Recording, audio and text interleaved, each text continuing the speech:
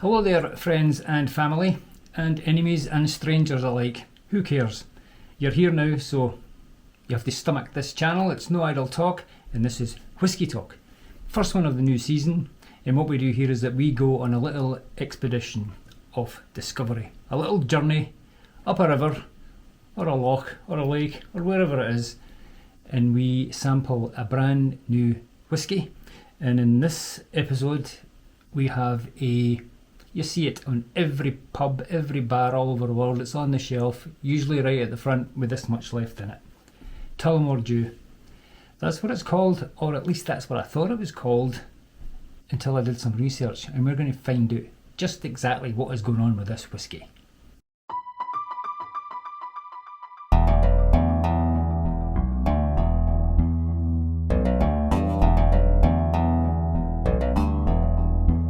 The ancient distillery of Tullamore, in Tullamore. It's actually in Tullamore.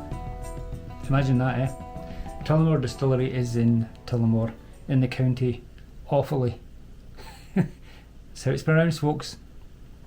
An hour and 20 minutes west of Dublin. 13,000 people live in that wee town there. Some of them work in the distillery, and some of them have been working there since 1829. Now they're getting up there in age now, but they're still working hard for the distillery. Proud, upstanding company that it is. We're going to try some of this legendary blended Irish whisky tonight. So here we go. Your standard, if I can call it that, Tullamore, Tully, as I think most people would like to call it. Nice and short and sweet. Just see all these people in Ireland having a pint of Guinness and a Tully chaser. Maybe they do, maybe they don't, I don't know. Anyway, the legendary Irish whisky. So legendary, I bought it by mistake. In fact, I didn't even buy it at all. It was my daughter that was in the local liquor store. It's hard to say. Local liquor store.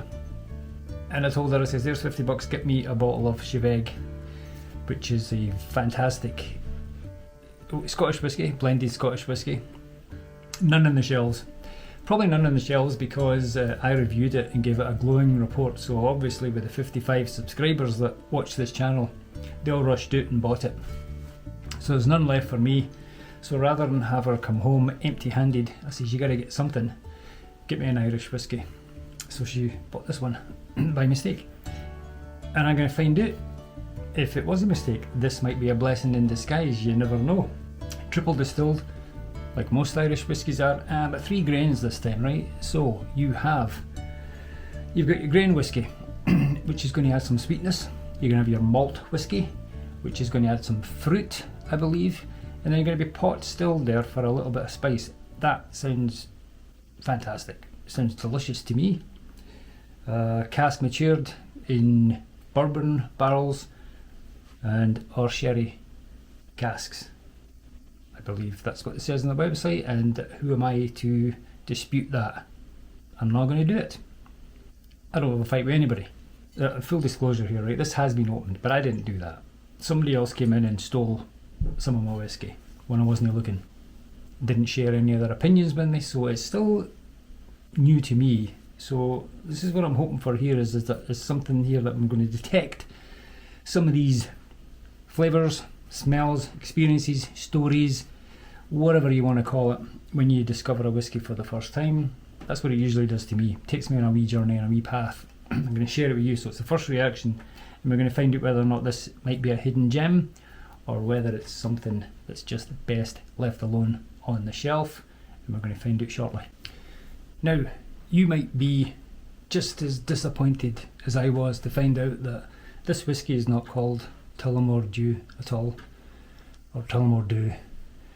Tullamore D-E-W, and it's a shame because, you know, the Tullamore Dew conjures up much more of a romantic image, similar to Writer's Tears, which is another great name for a whisky.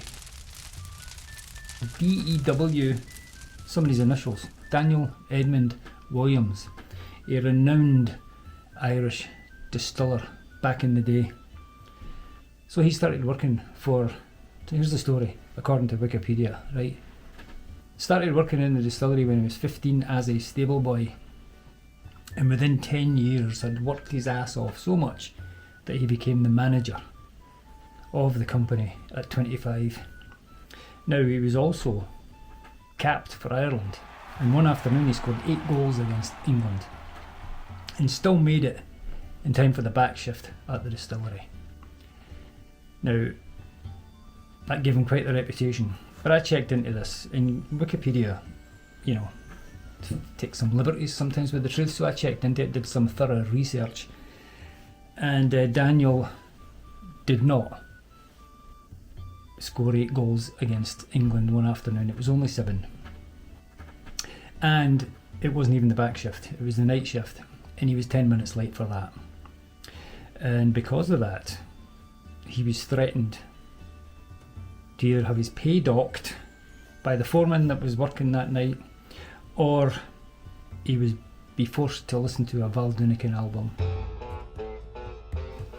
So needless to say, Daniel was a few pennies short of his full paycheck that month. That is a lesser known Irish story, but it's as true as any of the other stories that you hear your Irish friends tell you. And it's such a shame that it's not called Tullamore Dew instead of Tullamore DEW. You know, it just conjures up the images of the wee local villagers strolling up the hills outside Tullamore with their wee jars to collect the morning dew off the leaves of the shamrocks and bring them back to the distillery and add them to the whiskey. So, whiskey in the jar, that's how that song got started. Whiskey in the jar from the people that were going up in the morning to get all the dew off the shamrocks. Add it to the Tullamore. That's what it should be. I think they should use that in their marketing, actually. So let's get into it. Enough of this gabbering about talking a lot of nonsense and all that kind of stuff. Although there's a nice wee story there about the distillery, I think. Tullamore Dew, here it is. No cork.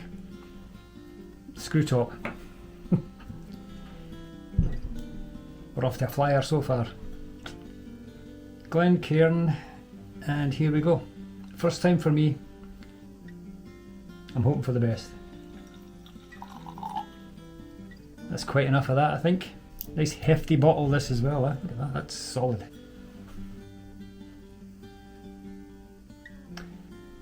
Nice light amber.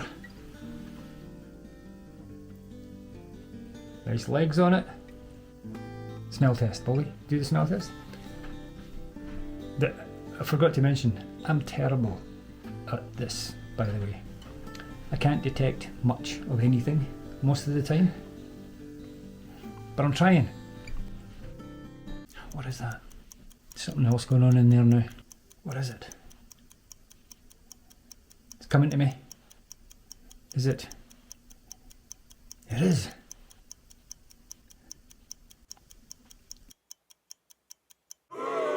Warm, honey, flowery,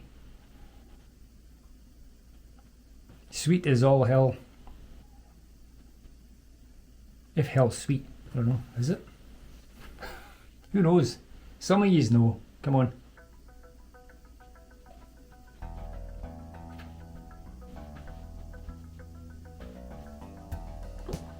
Treating it with respect. That's very easy to drink. My goodness. It's sweet. It's that's candy. That's like lemon sherbet. That's really sweet though. You know that is it Lion's syrup? That golden corn syrup stuff that you used to get in a tin. I remember it when I was a kid. You'd have one tin and it would last you like 15 years. So sweet. Even too sweet for Scottish people. Just kill your teeth. For those few Scottish people that actually had teeth, it would destroy them. It's not really revealing that much to me right now, which might make it of the mixer variety whiskey, as it were.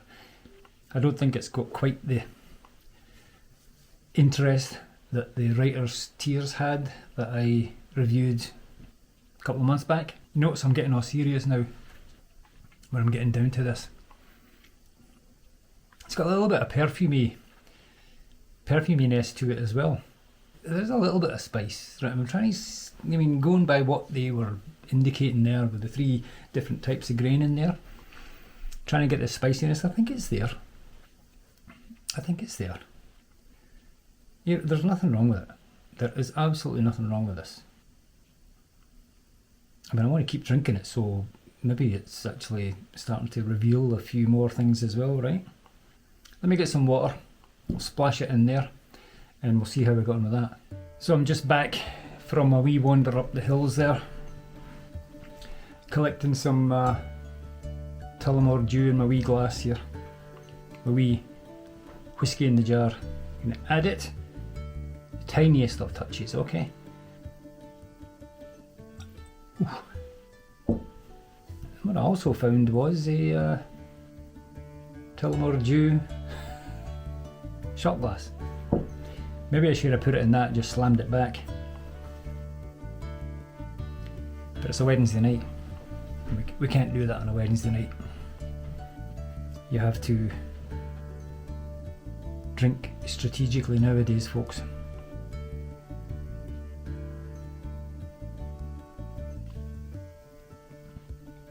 I don't know what it is. It's gone from me. That's what happens when you're an amateur.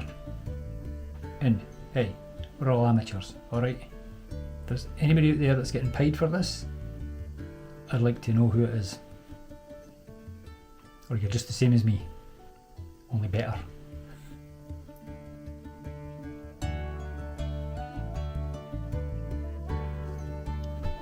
It's better. That helps it. That helps it a lot. You're getting that bourbon now for sure. Very much so. Nice sweet bourbon. Pleasant, steady, solid. Not earth-shattering report for you guys, but just telling you the truth.